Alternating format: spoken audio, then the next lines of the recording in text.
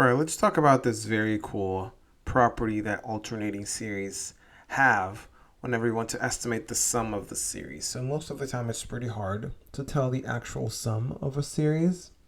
You can tell that it diverges or converges using one of the many tests that we saw, but to find its actual sum, you really have a hard time doing that. You can try and add as many terms of the series as possible. Of course, you can never add all of them because the series, by definition, has infinitely many terms. But if you say add 50 terms, how can you tell how far away you are from actually achieving the true sum of the series, right? Because the terms have to be getting smaller and smaller as you add them. You should be pretty close, but also most of the time it's hard to tell how close you are. For a series to which the integral test applies, you can use the integral to estimate that. That is one of the ways to make those estimations. And the second way that you have, that generally is the only other way that you see in a Calculus 3 class, is the one that you're seeing on the screen right now, which is the alternating series estimation theorem. So to begin with, to be able to use this estimation, you need a convergent series that's alternating, and that series needs to satisfy both conditions of the alternating series test. You need to have decreasing positive terms, right? The bn's have to be decreasing, and the limit of the bn's needs to be 0, right?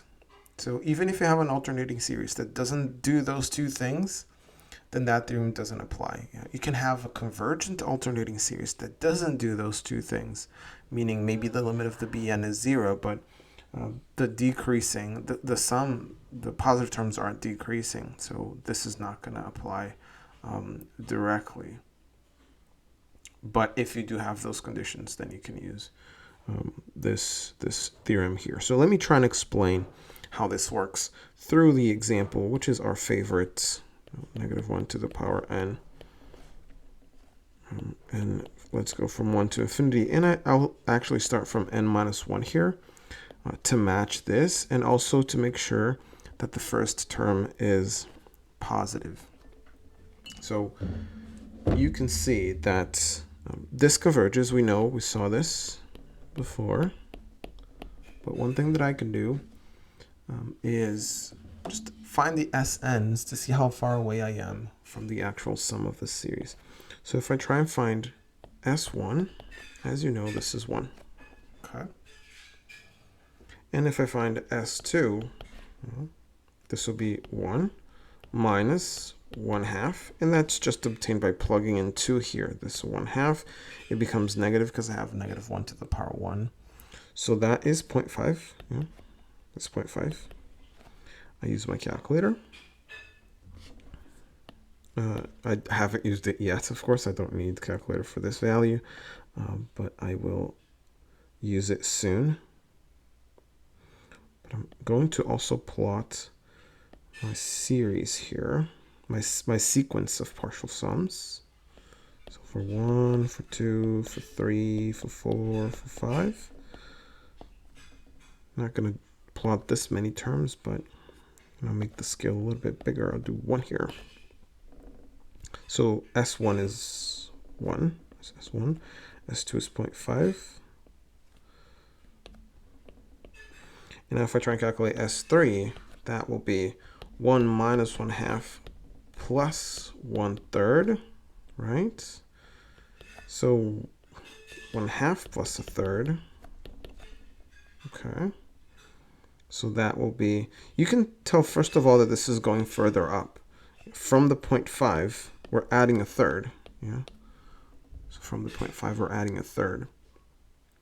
And if you do a common denominator here, you can see that this is 3/6 plus 2/6 multiplied by 3 and multiplied by 2 to get a 5/6. So this is still under 1, you see? But it's higher than you were at before. So S3 is going to be right here. So you see this kind of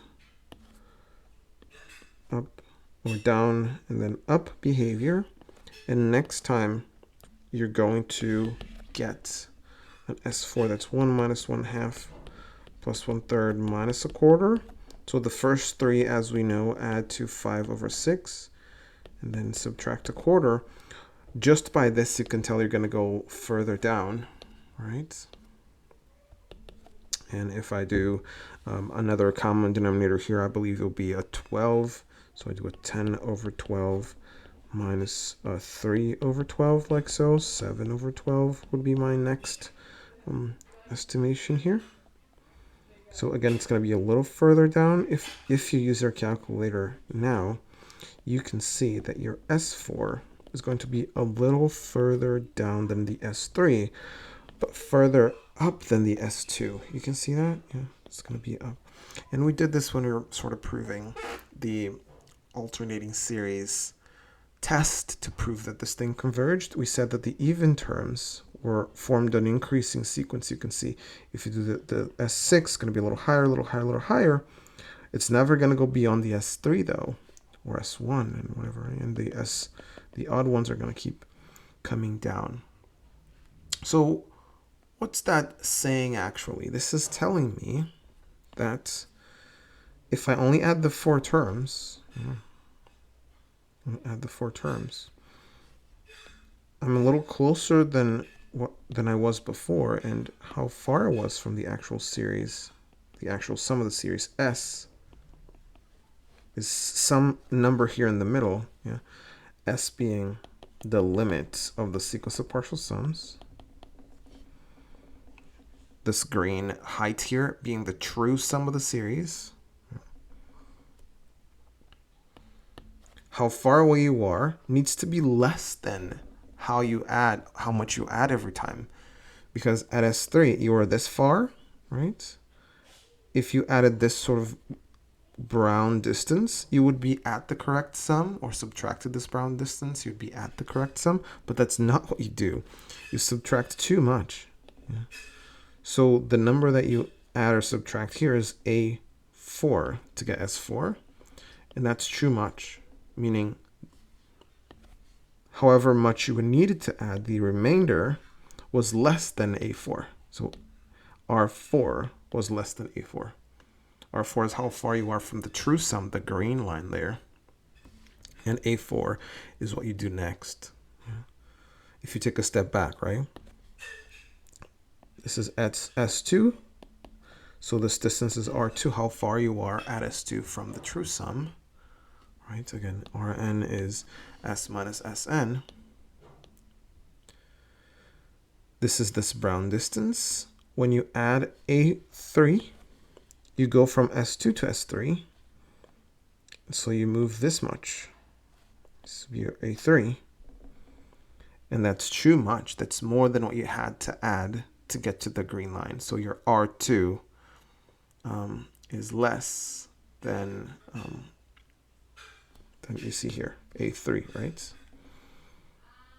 So every time you get this inequality, I hope this makes a little bit of sense through this graphing here.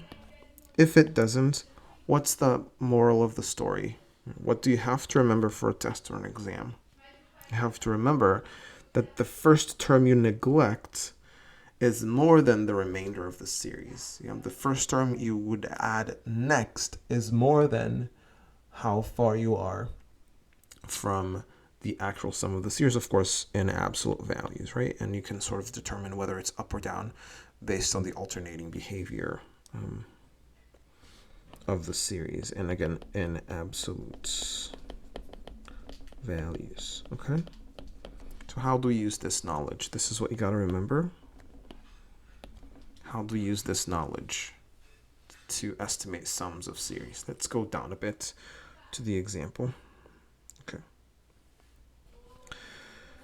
Okay, if we estimate the sum of this series by adding its first four terms, how large is the error in this approximation? We just did it over here.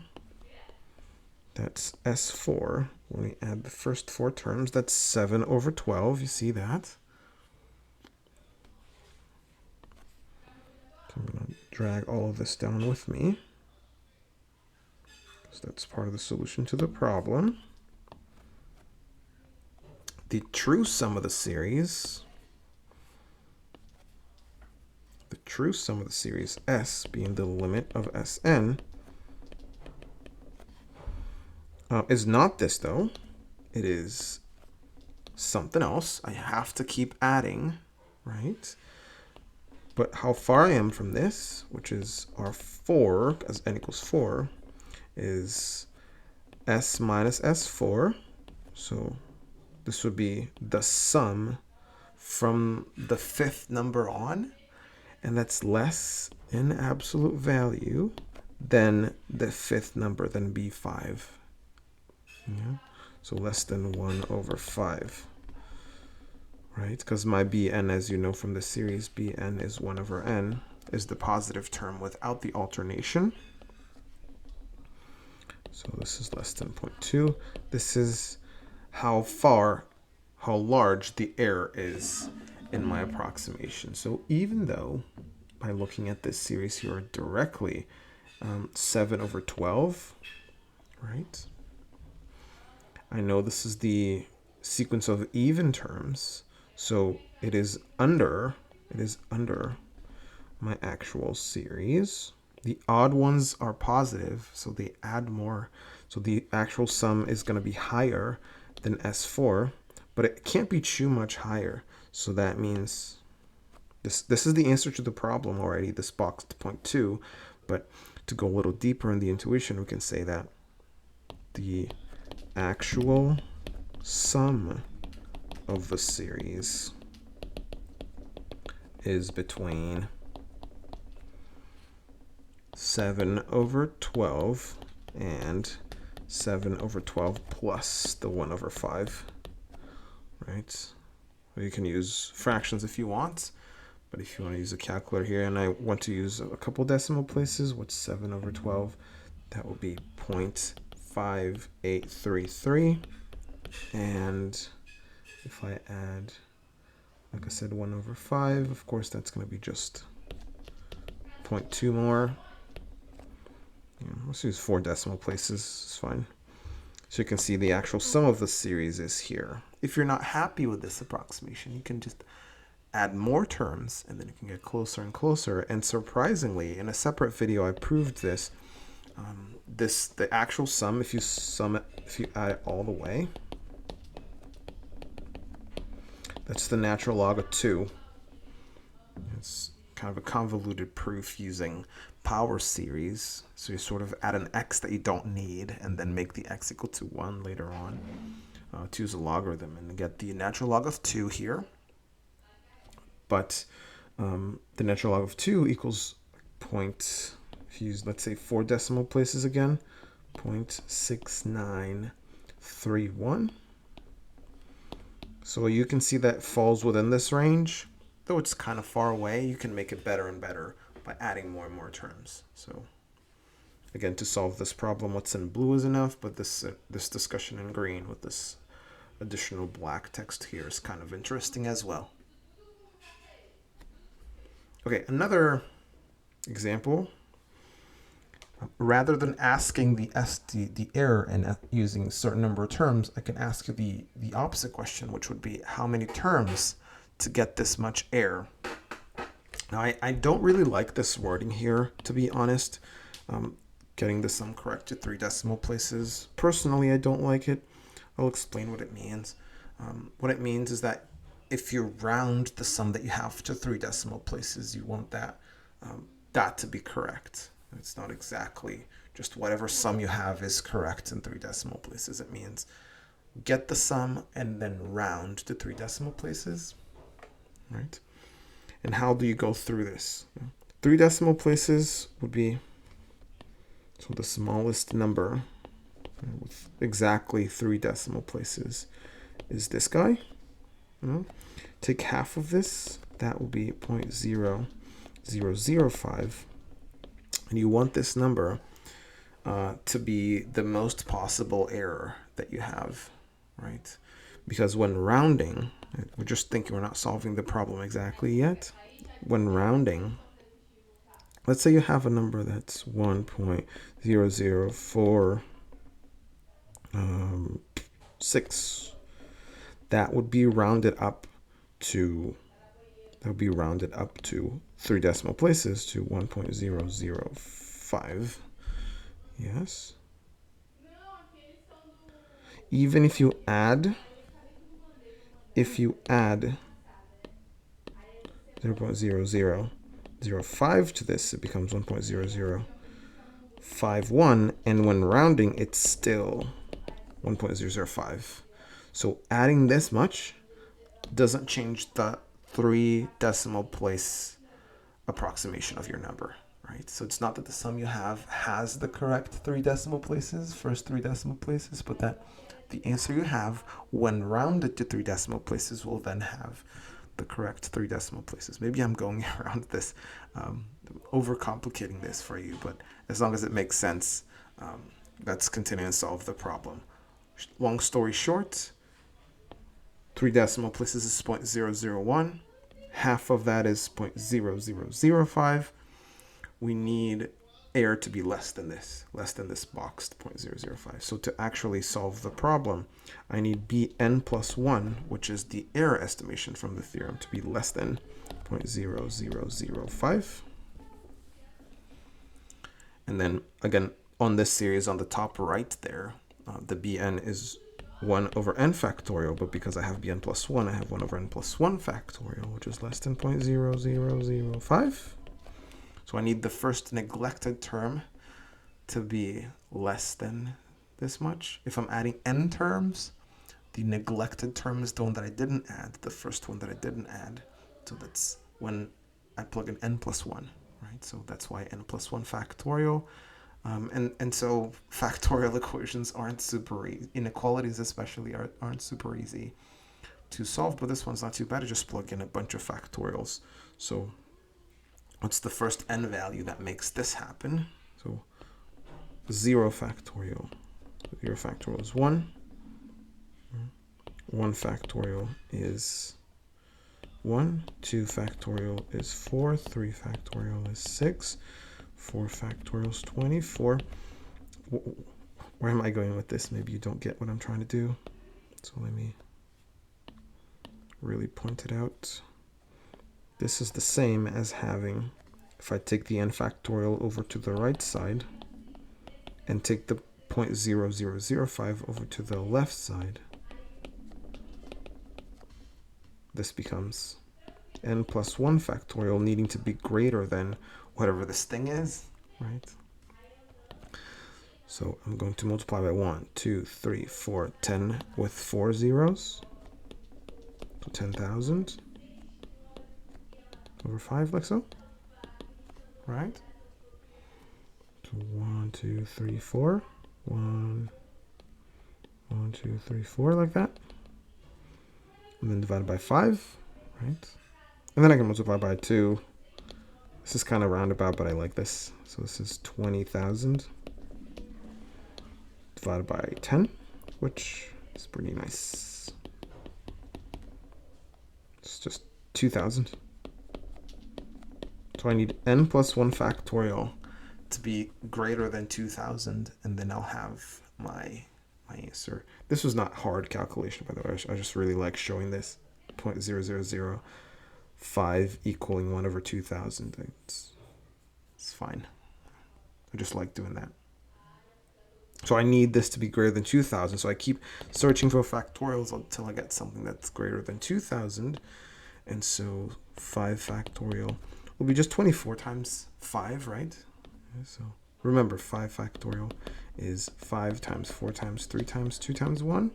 And this is the 4 factorial. So this is 5 times 4 factorial, like so. And that I already calculated. So what I'm doing here is times 1 times 2. So this was wrong, of course. And then times 3. And then times 4. And now times 5. And next I go times 6 until I reach something that's greater than 2,000. And so this will be 120. And then 6 factorial will be 720, I believe. 120 times 6. 600 plus 120, that's right. And then times 7 I think we're going to get it now. It's definitely greater. Let's just set up the calculation here.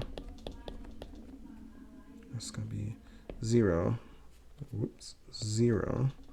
14, carry 1, that's 540, and we should have,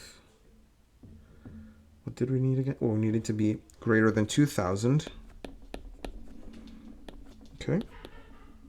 So that means 7 factorial is greater than 2,000. If you go back to what we needed n plus 1 factorial to be greater than 2,000. So that means, how do we solve it? 2,000 greater than, less than 6. Christ, I'm getting tired. 6 plus 1 factorial, like so. You see, I want the n plus 1 factorial to be greater than 2,000, so I don't need to make n equals 7, because that would make 8 factorial and not 7 factorial. So I only need n equals 6 to get 7 factorial in the n plus 1, and then that would be greater. So that means my n was 6. So what's the answer to the question? How many terms does one need to add? 6 terms. If you add 6 terms to this, 6 terms of this from A1 to A6, then you're going to be rounding your answer correctly to 6 decimal places. So this will be the following, to 3 decimal places, excuse me. So I need, again, does that begin positive or negative? It begins positive, so I'll be doing this. S is approximately S6 within 3 decimal places, which is A1 plus A2 plus A3 plus A4 plus A5 plus A6. Don't confuse the A's and the B's, right? The A's include the alternation. The B's don't. The B's are only the positive portion of the alternating series. But this will be, if I want, using the 1 factorial positive, and then minus 1/2, because 2 factorial is 2, and then 1/6, because 3 factorial is 6, right? Using those numbers over top there, minus 124, plus 1 over 120, minus 1, 2, 3, 4, 5, 1 over 720. And if we take the time to do this with the calculator, so minus 0.5 plus 1 divided by 6 minus 1 divided by 24 plus 1 divided by 120 minus 1 divided by 720, unless my calculations are wrong here, this would be 0.641944 repeating. That's what my calculation shows. It actually gives, you can check the fraction first. This is 91 over 144. Check your own calculator to make sure I haven't made a mistake here. But this number that you see is not correct to 3 decimal places, right? See, if you add a 0.005005 here, this changes the first decimal place, the third decimal place, you see. When rounding this to the third decimal place, though, 642, right, then this is the correct 3 decimal place approximation of the answer, right? If your answer were rounded to 3 decimal places, then it would be this, right? So this is the correct 3 decimal place approximation of your answer, if that makes any sense.